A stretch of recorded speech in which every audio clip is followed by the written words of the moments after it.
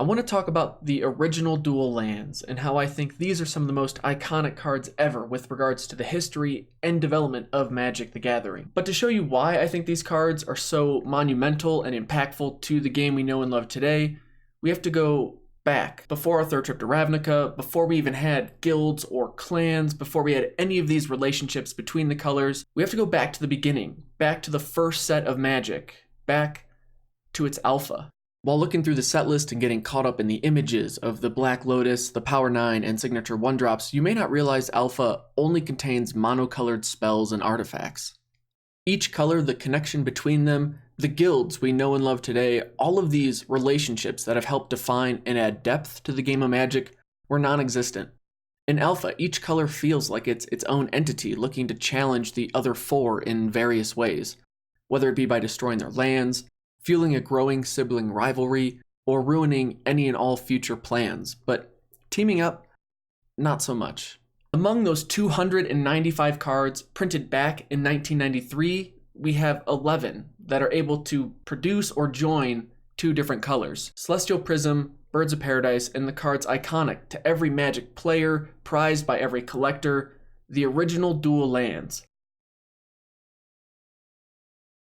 But then you may ask, wait, don't those other two, Celestial Prism and Birds of Paradise, deserve some of the credit here? And I'm just going to say, nope, because Celestial Prism becomes woefully inefficient, if not entirely obsolete, once you find the necessary lands. And then Birds of Paradise, well, Birds of Paradise has a story all its own. Birds of Paradise, on the other hand, is a great mana fixer and was a staple in most green decks for well over a decade.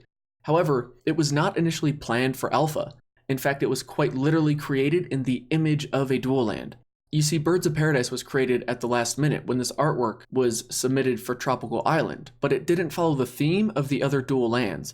The other 9 all had a landscape as the focus of the artwork, while this piece featured birds in the foreground and the island in the background. But rather than scrap the idea and not use the artwork, instead it was added to Alpha, and we ended up with a new and unique creature. So there you go, Birds of Paradise was created using an image intended for a dual land and provided an ability similar to that of a dual land as well. Even before the set was finally released, the dual lands and these initial inroads being shaped and formed between the colors were influencing new card development. And as we can see, Tropical Island did make it into the set with new and birdless artwork. But you may have noticed that I said 11 cards in Alpha, and if we take away these two, we're left with 9. And somehow Volcanic Island was just forgotten about in the initial print runs. So we had to wait until beta for it to get printed. My idea is the birds could sense what was happening on this tropical island paradise and are looking to get away before it turns into the Volcanic Island, as Wizards planned all along. The uniqueness of the original dual lands can be seen in the card design and layout as well. Each of their respective text boxes has a background consisting of 2 colors swirling within, showing both colors of the mana the dual land can produce. It's a style likely never to be repeated and is reminiscent of a time when Wizards was still largely making it up as they went. The style seen today is a simple gradient of one color blending into the other, and while the new approach is certainly a cleaner look and easier to read, there's something about the initial style, the history it represents, that drums up some nostalgia of how the game of Magic has grown and changed, and reminds us how these cards are unique pieces of that progression. The artworks for each are amazing as well. They are as real an image we are given in the game. The simple landscapes provide an understood and familiar perspective on how any two of these largely separate worlds converge into one. I want to focus on the artwork as well of the dual lands. I was surprised by how I felt this eerie feeling that I'm alone or lost even while looking at each artwork. There is a stillness that is unnerving, and the daylight all feels like it's fleeting. And I can't get past how everything just feels so quiet. The second version of Plateau, I think, best captures this isolated feeling. It puts us atop this stone as a silhouetted figure, equipped for battle but looking out across the barren prairie for where to go next. Like in a game of Magic, each player will feel the initial reprieve of finding all the necessary lands and colors you need to cast your spells, but after that initial reprieve, one must regain focus and be ready for the constant challenges ahead. Underground Sea was another one that really struck me. Here I expected to find peace and serenity at a glance with a picturesque view of a setting sun and the protection of the cliffs around me, but the scene shifts to that of impatience and restlessness.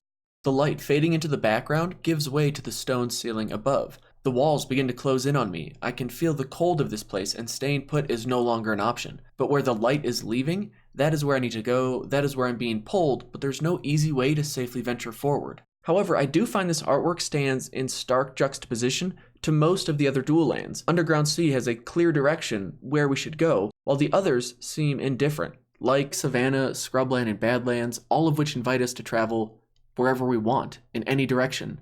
Then there's Tundra, Taiga, and Tropical Island, which all appear to be some of the most remote places on Earth.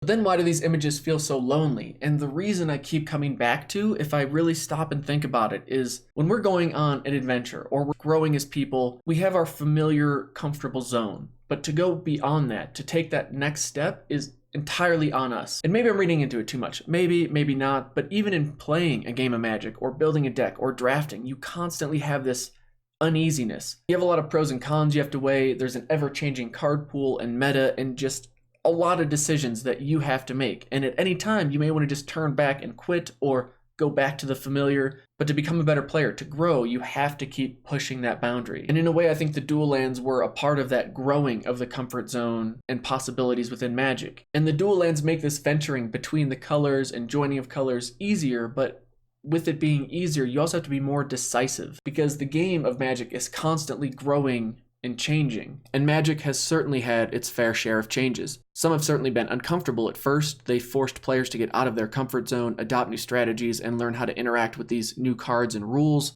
Others may be seen as far more intuitive and as clever additions or natural progressions of the game. A change from Alpha and its single color focus would certainly be multicolored gold cards.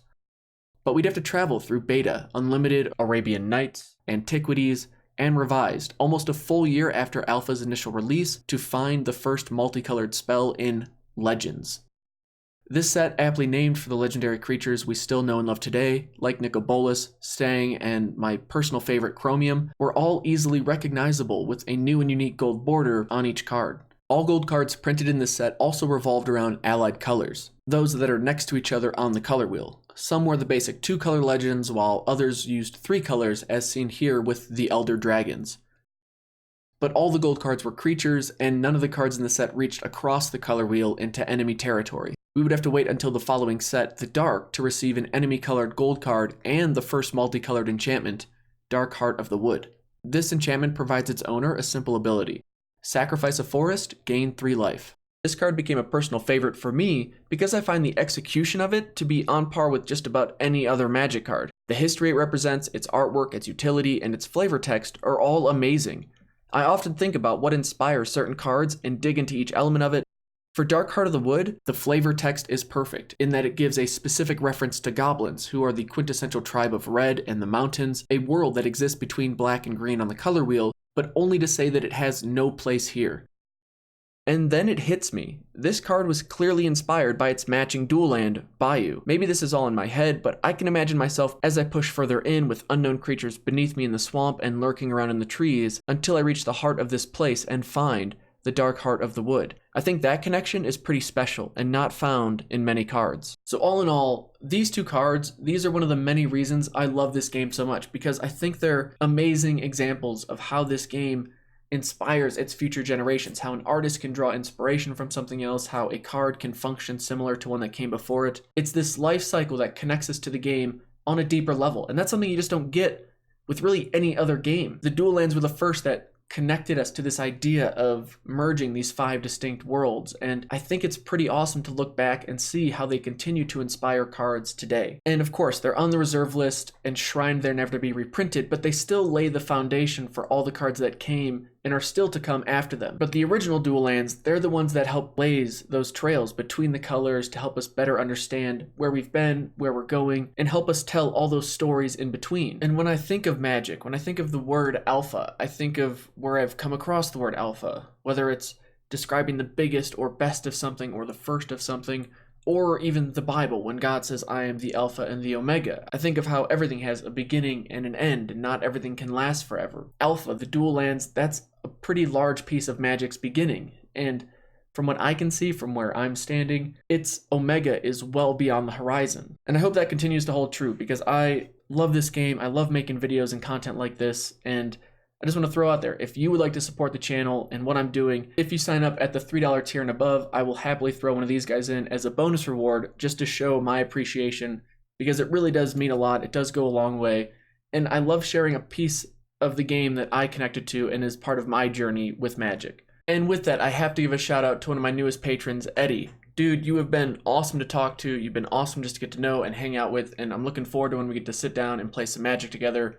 Thank you so much. Your support means way more than you know.